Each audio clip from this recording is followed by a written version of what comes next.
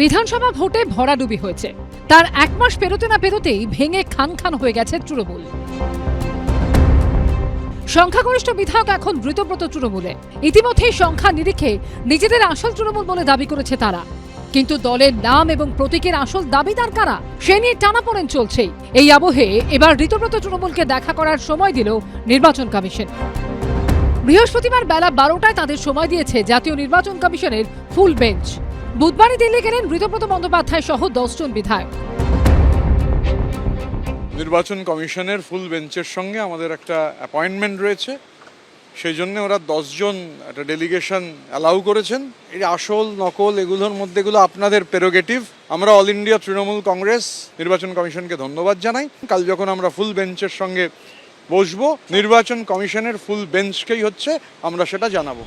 সূত্রের দাবি তারাই আসল তৃণমূল। এই দাবি করে ইতিমধ্যেই একাধিক নথি জাতীয় নির্বাচন কমিশনের কাছে মেল করে পাঠিয়েছেন ঋতব্রত বন্দ্যোপাধ্যায়রা। জাতীয় কর্মসমিতি তৈরি করে সেই তথ্য নির্বাচন কমিশনকে জানানো হয়েছে। এবার সশরীরে জাতীয় নির্বাচন কমিশনে হাজির হচ্ছেন তারা। বিরোধী দলনেতা ঋতব্রত বন্দ্যোপাধ্যায় সহ 10 জন জাতীয় নির্বাচন কমিশনার জ্ঞানেশ কুমার এবং তার ফুল বেঞ্চের সঙ্গে দেখা করবেন। দেখুন, এটা গোটাটাই তো চলছে বিজেপি স্পন্সর। ওদের মিটিংয়েও তো সেই দিল্লি থেকে আসা লোকেরা বসে থাকছেন। তো ফলে এটা যাই হচ্ছে সেটা একটা নির্দিষ্ট পরিকল্পনা এবং তৃণমূলকে ড্যামেজ করার চক্রান্ত এবং পৃষ্ঠপোষকতা নিয়ে হচ্ছে। সরকার যারা চালাচ্ছে তারাই একটা বকলস পরা বিরোধী রাখতে চাইছে যাতে তাদের সরকার চালাতে সুবিধা হয়। এরা তৃণমূলের টিকিটে জিতে মমতা বন্দ্যোপাধ্যায়ের পিঠে ছুরি মারছেন। দিল্লিতে জাতীয় নির্বাচন কমিশনের বৈঠকের পর কি হয় এখন সেদিকেই নজর সকলের। কৃষ্ণেন্দু অধিকারী রিপোর্ট, এবিপি আনন্দ। ইতিমধ্যে দলের রাশ মমতা বন্দ্যোপাধ্যায়ের হাত থেকে বেরিয়ে গেছে। অধিকাংশ সাংসদ তারা এখন আর তৃণমূলের সঙ্গে নেই। বিধায়করা যেরকম ঋতব্রত বন্দ্যোপাধ্যায় তিনি বলছেন 80 জনের মধ্যে যদি দরজা খুলে দিই তাহলে 77 জনই বিদ্রোহী। আমি এখান থেকে একটু মৃত্যুঞ্জয়ের কাছে আসবো। মৃত্যুঞ্জয়, মানে কোথাও গিয়ে তো দেখা যাচ্ছে যে কাগজে কলমে তোমরা একেবারে ঘরে বাইরে চ্যালেঞ্জের মুখে পড়ছো। দেখুন, বিজেপি যেভাবে এই চাটন নীতিকে পরিচালনা করছে সেইভাবে এই চাটন নীতিরা পরিচালিত হচ্ছে। আজকে এরা বিজেপি বলে দিচ্ছে ইসিআইতে যেতে, ইসিআইকে বিজেপি বলে দিচ্ছে। এবার কার কাছে সিম্বল থাকছে কার কাছে না থাকছে সেগুলো নিয়ে তৃণমূল কংগ্রেসের কর্মীরা চিন্তিত নয়, কারণ তৃণমূল কংগ্রেসের কর্মীরা মমতা বন্দ্যোপাধ্যায়কে দেখে রাজনীতি করে। মমতা বন্দ্যোপাধ্যায় যেখানে দাঁড়াবে সেখানেই তৃণমূল কংগ্রেস, মমতা বন্দ্যোপাধ্যায় যেই সিম্বলটা বলবে সেটাই তৃণমূলের প্রতীক হবে। এই যে চাটন ঋত, এই বিজেপির কথায় দিল্লিতে না গিয়ে ইসিআইয়ের কাছে দৌড়াদৌড়ি না করে ও একটু উলুবেড়িয়া থেকে জিতে এসছে, উলুবেড়িয়া যেতে বলুন না। ওদের যে যে বিধায়ক আছে সেখানে গিয়ে ওদের ওরা বলছে এত বড় তৃণমূল থেকে একটা কথা বলতেই হচ্ছে, যেটা তুমি বলছো যে বিজেপি পরিচালনা করছে। আমি ধরে নিলাম বিজেপি খুব খারাপ, দল ভাঙাচ্ছে, কিন্তু দলটা তো তোমাদের না। দলটা মানে তৃণমূলের প্রতীকে তারা জিতেছেন, তোমাদের সাংসদ তোমাদের বিধায়ক, তোমরা ধরে রাখতে পারলে না। আমরা ধরে সেই দায়িত্ব তোমাদের নিতে হবে। প্রথম কথা, বেঈমান থাকতেই পারে, যুগে যুগে এরকম দল পরিবর্তন হয়েছে, যুগে যুগে বেঈমানরা এসছে, তা নিয়ে কোনো সমস্যা নেই। সমস্যাটা হলো যে কর্মীরা কোথায় আছে। এই যে এত কথা না বলে আসল তৃণমূল নকল তৃণমূল এই ওরা তৃণমূল কংগ্রেসের সিম্বলটা নেবে কেন? এত বড় ক্ষমতা, এত বিধায়ক, এত কিছু আছে, ওরা একটা লকলকে জিভ বা চকচকে বালিশের সিম্বল নিলেই তো হয়। তৃণমূলের সিম্বলটা নেওয়ার কি দরকার আছে? চকচকে জিভ বা লকলকে বালিশের একটা সিম্বল লিখ তাহলেই হয়। কিন্তু তুমি এটা ভুলে যাচ্ছ, যখন তোমরা দল ভাঙিয়ে নিয়ে আসতে, কংগ্রেস বলো সিপিএম বলো যেখান থেকে হলো, তখন তো তোমরা বলতে যে তোমরা দল ধরে রাখতে পারেনি, ওরা তাদের নিজেদের লোক ধরে রাখতে পারেনি। তুমি আমার কথাটা হয়তো শুনতে পাওনি, আমি আবারও রিপিট করছি। যুগে যুগে এই দল পরিবর্তন হয়েছে, বিজেপি দল পরিবর্তন করিয়েছে, তৃণমূল কংগ্রেসও যে করায়নি তা নয়, কংগ্রেস করিয়েছে। সমস্ত দলের এই অভিযোগটা সমস্ত দলের বিরুদ্ধেই আছে, যে দল পরিবর্তনের অভিযোগ। কিন্তু আমরা বক্তব্য হলো যে মমতা বন্দ্যোপাধ্যায় তৃণমূল কংগ্রেস প্রতিষ্ঠা করেছিল কংগ্রেস থেকে বেরিয়ে, তার একটা দল ছিল, সিম্বল তৈরি হয়েছে, তার আমাদের ঘাসের উপর জোড়াফুল সিম্বল প্রতীকটা আছে। এই যে আজকের যে মুখ্যমন্ত্রী শুভেন্দু অধিকারী, সেও তৃণমূল কংগ্রেস থেকে বেরিয়ে তৃণমূল কংগ্রেসের বিধায়ক পদটা ছেড়ে দিয়ে গিয়ে ভারতীয় জনতা পার্টিতে গিয়ে সে লড়াই করেছে, সে মুখ্যমন্ত্রী হয়েছে। আমাদের বক্তব্য হলো যদি এদের 1 পয়সার ক্ষমতা থাকতো, 1 পয়সার ক্ষমতা থাকতো, এরা বিধায়ক পদটা ছেড়ে দিয়ে গিয়ে এই কথাগুলো বলতো, মেনে নিতাম। এরা এই যে উলুবেড়িয়া, এই চাটন ঋতু উলুবেড়িয়াতে তৃণমূল কংগ্রেস হলে তৃণমূল কংগ্রেসের কার্যালয়টা খুলে দেখাক, একদিন এবিপি আনন্দের ক্যামেরা থাকুক আর চাটন ঋতু গিয়ে ওখানকার ইতিহাসটা মনে করতে হবে মৃত্যুঞ্জয়, ইতিহাস কিন্তু ভয়ঙ্কর। অতীতে এরকম অনেক সাংসদ বিধায়করা রয়েছেন যারা একেবারে ইস্তফা না দিয়ে কিন্তু জয়েন করেছিল, হয়তো সেটা তৃণমূলে জয়েন করেছিল, সেটা হয়তো কোথাও কি তুমি ভুলে গেছো। আমি তোমার কাছে আসবো, তবে ওফিলিয়া দি, মানে পুরো কলকাঠি নাড়ছেন আপনারা। শুনুন, এসব বলে লাভ নেই। অন্যদের দলের কে কার প্রতীক চিহ্ন নিল গেল, কে কাকে বলবে আমরা আসল আমরা নকল, আমরা সেসব দিকে যাবই না। তবে এটুখানি বলতে পারি যে একটা শক্তিশালী বিরোধী দল সব সময় কিন্তু আমি বলবো খুব প্রয়োজন হয়। রাজনৈতিক ক্ষেত্রে যখন সরকার চলছে সেই সরকারে একটা শক্তিশালী বিরোধী দল, কিন্তু সেই শক্তি এদের নেই। তৃণমূল ভেঙে ছারকার, এখনও আমাদের হাতে ভোটের কালি আঙুলে রয়েছে, কিন্তু তৃণমূল দলটা নেই। আমাদের একেবারে সম্মানীয় রাজ্য সভাপতি বলেই দিয়েছিলেন তৃণমূল নেই, তৃণমূল চলে গেছে, তৃণমূল দলটা থাকবে না। তিনি এটা 2025-এ বলেছিলেন, 26-এ শেষ হয়ে গেছে দল ইলেকশনের পর, যে তৃণমূলের বিসর্জন অনিবার্য, এবং তা হয়েছে। উনি বারবার যে সমস্ত শব্দ প্রয়োগ করছেন, বালিশ কি চকচকে জীব না চকচকে বালিশ, লকলকে জিহ্বা, এত কিছু, সেইটা যখন তাকে নেওয়া হয়েছিল মমতা বন্দ্যোপাধ্যায় তার জীব দেখলো না, বালিশ দেখলো না, আর আজকে আপনারা এত কিছু দেখছেন, তখন ওই জীব আর বালিশ কোথায় ছিল বলতে পারেন? আজকে যে এত বড় বড় কথা এখানে বলছেন সেটা আগে দেখবেন। আর কর্মীদের কথা বললেন, খুব বড় কথা, কর্মীরা কাদের সঙ্গে আছে, নেতা কারা, নেত্রী কারা, কর্মী কারা। আপনাদের মূল কর্মী বলে যাদের নিয়ে শেষের তরি পার করার চেষ্টা করলেন, সেই কর্মীরা হচ্ছে গরিব, দিন আনা দিন খাওয়া, যেটা একদম দিন আনা দিন খাওয়া মানুষ, খেটে খাওয়া মানুষ, রিক্সা চালকরা, অটো চালক ভাইয়েরা, যারা প্রত্যেক দিন সবজি ব্যবসা করে, মাছ ব্যবসা করে, বাজারের পোড়েরা, তাদেরকে দোকান তুলে দেওয়ার হুমকি, তাদের কাছ থেকে বিভিন্নভাবে তাদেরকে জোরপূর্বক নিয়ে যাওয়া হয়েছে দোকান বন্ধ করে, তাদের রুজি রুটি বন্ধ করে। এবারে সেই ভয় আউট হয়ে গেছে, বর্ষাহীন হয়েছে, তারাও আর যাবে না। দেখতে তো চাই কোন কর্মীরা সাথে রয়েছে, সেই দৃশ্য আমরা কবে দেখব, সত্যিই প্রচণ্ড ইচ্ছে করছে দেখতে, কিন্তু আমরা জানি সেই দৃশ্য আমরা দেখতে পাবো না।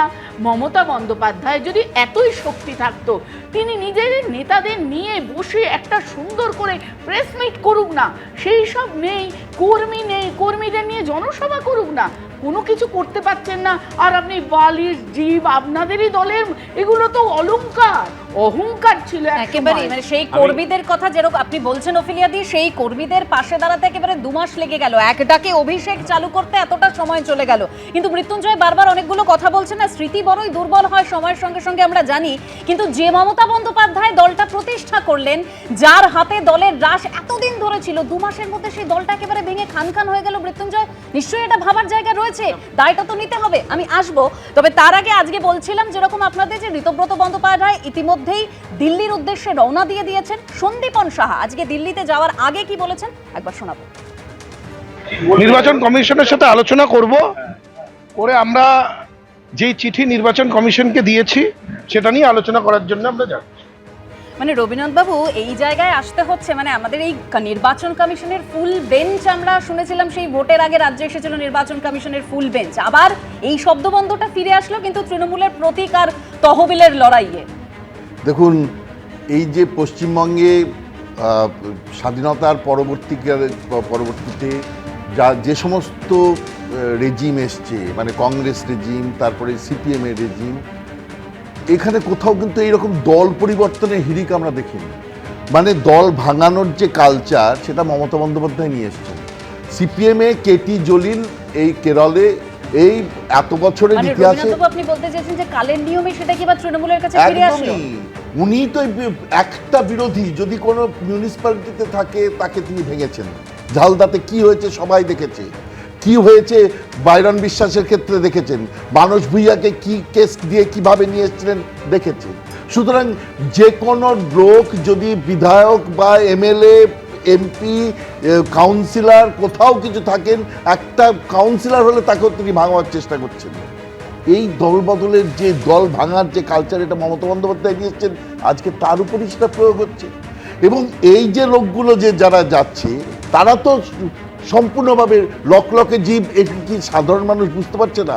আচ্ছা, আপনাদের দলে তপন কান্দুর কথা ভুলে গেলেও চলবে না, পুরুলিয়াতে আমরা দেখেছি তপন কান্দু মানে জালদা পুরসভায় কি করেছিল, একটা গোটা পরিবারই শেষ। পূর্ণিমা কান্দু মরে গেলেন, তপন কান্দুকে মেরে ফেলা হলো, গোটা পরিবারটাকে শেষ করে দিলেন, শুধুমাত্র তারা ঝালদা পুরসভাটাকে দখল করেছিল কংগ্রেস বলে। সুতরাং এই যে ঘটনা, এগুলোই আজকে অভিশাপ হয়ে তারপর ফিরে আসছে। আরে লকলকে জীব এই বা চকচকে বালিশ তৃণমূলের সববার, অভিষেক বন্দ্যোপাধ্যায় থেকে নিচুতলার একদম কর্মী পর্যন্ত, কার লকলকে জীব আর চকচকে বালিশ নেই? খোঁজ করতে গেলে গোটা দলটার একটাকেও খুঁজে পাওয়া যাবে না, প্রত্যেকের তাই। একটা কর্মী, হ্যাঁ কয়েকটা কিছু কর্মী, আমি সৎ কর্মী নিশ্চয়ই আছেন, আমি তাদের প্রতি শ্রদ্ধা জানাচ্ছি, কিন্তু তাছাড়া যারা পদাধিকারী ছিলেন প্রত্যেকটা লকলকে জীবের অধিকারী, প্রত্যেকে চকচকে বালিশে শোয়ার জন্য যতখানি পেরেছে কাটমানিয়ার সিন্ডিকেট করেছে, সেখানে কোনো রেয়াত কাউকে করা হয়নি। তা আজকে তাদের মধ্যেই ভাগ হয়েছে। আজকে কুণাল বাবু বলছেন এই একে ভাঙছে ওকে ভাঙছে। ওরা কি যে যখন দলে দলে লন্ডন যাচ্ছিলেন বহুজনকে নিয়ে, কোন কোন ইন্ডাস্ট্রিয়ালিস্ট তারা পশ্চিমবঙ্গে কি আমরা জানি না, লন্ডনে চলে যাচ্ছিলেন, উনি নিজে গেছেন, বড় বড় করে পোস্ট দিচ্ছিলেন, 9 বারের জন্য আমি এইলাম লন্ডনে, খুব ভালো লাগছে। আপনি বললেন আজকে ওনার মনে হচ্ছে এত, আপনি জানেন বিজেপি সরকার গঠন হয়েছে, আপনি যে এত অভিযোগ করছেন, আমার একটাই কথা, আপনি যাদের এই অভিশাপটা তাদের উপর ফিরে এসেছে, আপনি যে এত কথা বলছেন, চকচকে বালিশ, তবে এই যে কালীঘাট তৃণমূল এবং এই ঋতব্রত তৃণমূলের এই যে টানাপোড়েন, তা নিয়ে শ্রমিক ভট্টাচার্য বিজেপি রাজ্য সভাপতি কি বলছেন শুনবো।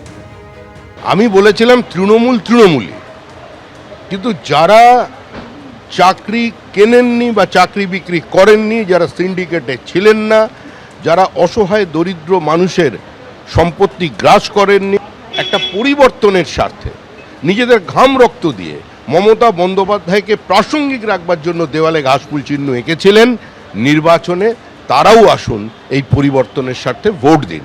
তো এখানে সমস্ত মানুষকে দুর্নীতিগ্রস্ত বানিয়ে দেওয়া তো ঠিক নয়, সেটা আপনিও জানেন। ওটা বাছাই কি করে হবে? মানুষ সকলকে তৃণমূলই বলে জানে, ও ভালো খারাপ আলাদা কিছু নেই, তৃণমূল একটা আলাদা প্রজাতি।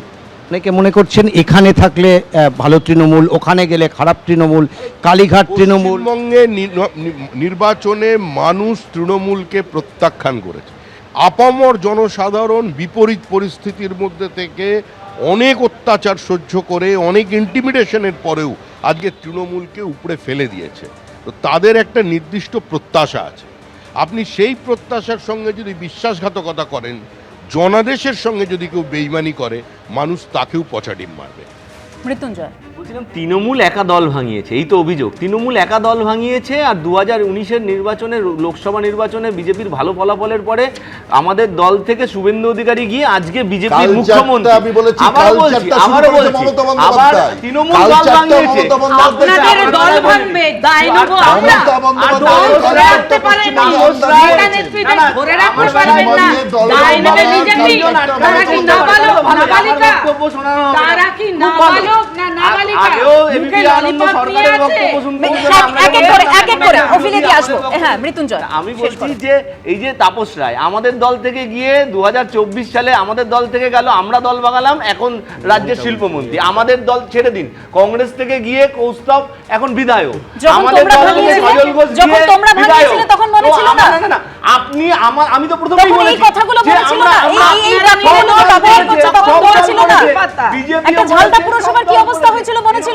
যে তৃণমূল কংগ্রেস একা করেছে, আমাদের দল থেকে গিয়েই তো আমাদের দল ভাঙিয়েই তো আজকে রাজ্যের মুখ্যমন্ত্রী হয়েছে। তখন তৃণমূল যা করেছিল ভালো করেছিল, বুঝতে পারলাম। হ্যাঁ, ওফেলিয়াদি যখন কংগ্রেস ভাঙিয়েছিল তৃণমূল, তখন কিছু হয়নি। যখন অন্যের কাছ থেকে ঘাসফুল চিহ্ন একেবারে উড়িয়ে নিয়ে নিজের করে নিল, নবান্ন নাম উড়িয়ে নিয়ে নিজের করে নিল, সব কিছু তো হাইজ্যাক করেছেন, চুরি করেছেন, আজ তার সঙ্গে এটা হচ্ছে বলে আপনি এখানে এসে তার হয়ে বক্তব্য বক্তব্য রাখছেন, আপনার এটা মনে হচ্ছে না তার কৃতকর্মের ফল তাকে ভোগ করতে হবে এবং তিনি সেইটাই ভোগ করছেন? নইলে কিন্তু তিনি আজ তিনি কংগ্রেস থেকে বেরিয়ে তৃণমূল কংগ্রেস তাহলে যাদের ক্ষমতা আছে তারা আপনাদের সঙ্গে কি বেশ বেশ, অর্থাৎ একদিকে ক্ষমতাটা অন্য কেউ দেখাক না। মৃত্যুঞ্জয় তাহলে করে দেখান, আবার দল তৈরি করুন, অসুবিধার তো কিছু নেই। অর্থাৎ একদিকে বোঝাই যাচ্ছে একদিকে কালীঘাট তৃণমূল, অন্যদিকে ঋতব্রত তৃণমূল, টানাপোড়েন একেবারে চরমে উঠেছে। কিন্তু দেখুন এই 21শে জুলাই নিয়েও টানাপোড়েন উঠেছিল, যদিও দুই তৃণমূলকে ইতিমধ্যে অনুমতি দেওয়া হয়নি 21শে জুলাই ওই ভিক্টোরিয়া হাউসের সামনে করার জন্য। তবে এই যে রাস্তা আটকে মাপজোক করেছিলেন সেদিন কুণাল ঘোষরা, হেয়ার স্ট্রিট থানায় আজকে হাজিরা দিয়েছেন কুণাল ঘোষ। ধর্মতলায় ফিতে নিয়ে মাপজোক ট্রাফিকে বাধা দেওয়ার অভিযোগ ছিল এবং সেই কারণেই কুণাল ঘোষ ছাড়াও দোলা সেন, বৈশানর চট্টোপাধ্যায়ের বিরুদ্ধে আজকে এফআইআর দায়ের হয় এবং আজকে হেয়ার স্ট্রিট থানায় হাজিরা দেন কুণাল ঘোষ। কি বলেছেন তিনি শোনাবো। সম্পূর্ণভাবে একটা পুলিশ রাজের নমুনা হিসেবে দেখছি। তার কারণ আমরা কোনো পলিটিক্যাল প্রোগ্রাম করতে যাইনি। 21শে জুলাই আমাদের প্রোগ্রাম হয় ধর্মতলায়। আমরা ল অ্যাবাইডিং সিটিজেন, আমার পার্টি সেখানে আবেদন করেছে পুলিশকে। পুলিশের হ্যাঁও আসেনি, নাও আসেনি। এই পরিস্থিতিতে আমরা একটা নিজেদের মতো করে একটা জাস্ট সমীক্ষা করে রাখা, যদি কিছু চেঞ্জ করতে হয়, ছোট করতে হয়, পুলিশ যদি রাস্তা ফাঁকা রাখার কিছু কন্ডিশন দিয়েও ছেড়ে দেয়, সেই জন্য ছুটির দিন রবিবার বিকেল 3টে বৃষ্টির মধ্যে রাস্তা না আটকে কোনো কর্মসূচি না করে যাতে একটু মাপের ব্যাপারটা একটু দেখে নেওয়া হয়েছে। এখন তার জন্য নোটিশ ধরানো হয়েছিল, আমি এসেছিলাম, পুলিশের প্রেমপত্র পেয়ে এসেছি, তদন্তে সহযোগিতা করেছি, তারা নানা রকম প্রশ্ন করেছেন, আমি সেই প্রশ্নগুলোর উত্তর দিয়েছি। মানে শীর্ষেন্দু তো 2018-তে আমরা জানি আদালত একেবারে নির্দেশ দিয়েছিল যে কোনো রকম সভা গুরুত্বপূর্ণ রাস্তা আটকে করা যাবে না, কিন্তু তারপর আমরা দেখেছি তৃণমূল সেই নির্দেশ মানেনি, তৃণমূল সেভাবে 21শে জুলাই সভা করেছে। আর এবার একদম দুই তৃণমূলকেই অনুমতি দেওয়া হলো না পুলিশের তরফে, এটাই তো দরকার ছিল। এখন তো দুই তৃণমূল কোন দিকে যাবেন সেটাই ভাবতে হচ্ছে। এখন কর্মীরাও হতাশ, কর্মীরা কোন দিকে যাবেন, এখন কালীঘাট তৃণমূল না উলবেড়িয়া ঘাট তৃণমূল না নিমতলা ঘাট তৃণমূল, তা সেই জায়গাতে এখন মিত না ঋত। আজকে একটু আগে যে আলোচনাটা হচ্ছিল যে প্রতীক পাবেন কে, সেখানে ইলেকশন কমিশন ভারতের কোনো রাজনৈতিক দলের সেখানে প্রতীক নিয়ে যদি গণ্ডগোল হয় দুই গোষ্ঠীর, তাহলে ইলেকশন কমিশনের 1968-র 15 নম্বর অনুচ্ছেদে পরিষ্কার করে বলা আছে যে সংখ্যাগরিষ্ঠের যে হবে তাকে প্রতীক দেওয়া হবে। এরকম একটা মামলা সেখানে সুপ্রিম কোর্টে 1971 সালে Sadiq Ali versus election commission এটা ছিল। আর 3টে দেখা হয়। কিন্তু শীর্ষেন্দুদা আপনার কি মনে হচ্ছে পাল্লাটা কার দিকে ভাই? না না, গঠনতন্ত্র কিংবা সংবিধান, মানে আইন কি ইলেকশন কমিশন এটাই আইন, সংবিধান দেখা হয় সেই দলের গঠনতন্ত্র, আর আরেকটা দেখা হয় যে প্রতিনিধি যারা, সেই প্রতিনিধিদের কোন দিকে ভোট পড়ছে, এবং আইনসভা, লোকসভা এবং রাজ্যসভার এমএলএ এবং এমপি তারা কোন দিকে ভোট দিচ্ছেন, সেই সংখ্যাগরিষ্ঠতার নির্ধারণে সে কি প্রতীক পাবে কি প্রতীক পাবে না।